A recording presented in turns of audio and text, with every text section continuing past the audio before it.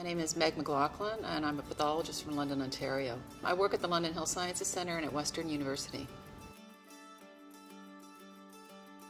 My role in a patient's care team is really about diagnosis. That's what pathologists do. And what that means is when a patient is suspected of having a disease, often cancer, and my job as a pathologist to make sure they get the most absolutely accurate diagnosis they can so that their care team can give them the best treatment possible. One of my interests as a gynecologic pathologist is cervical cancer screening. And when I first started my practice, I was encouraged to get involved in professional groups. And I've worked with many national groups across Canada, all focused on cervical cancer screening, right from the lab side to the clinical side to the program management side. And right now I chair the National Network of Cervical Cancer Screening. And I'd like to think I've made an impact in cervical cancer screening and prevention.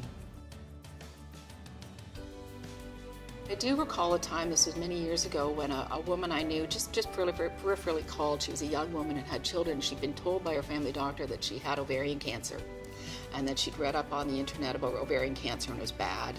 And she was thinking of selling everything and taking the kids on a last trip to Disney because this was going to be it. And I said to her, well, I don't know the details of your case, but I think you should wait. There are many different types of ovarian cancer, and especially for someone your age, there's some that have a very good prognosis. And very happily for her, it turned out to be one of these ones that had a very good prognosis. It was a time when I got to make a difference in somebody and make sure that they made the right decisions. And I see her maybe once every couple of years, and she always comes over and gives me a big hug. I have a colleague who has a sign just inside her door and it says, "It's not a specimen, it's a patient." And I read that every day.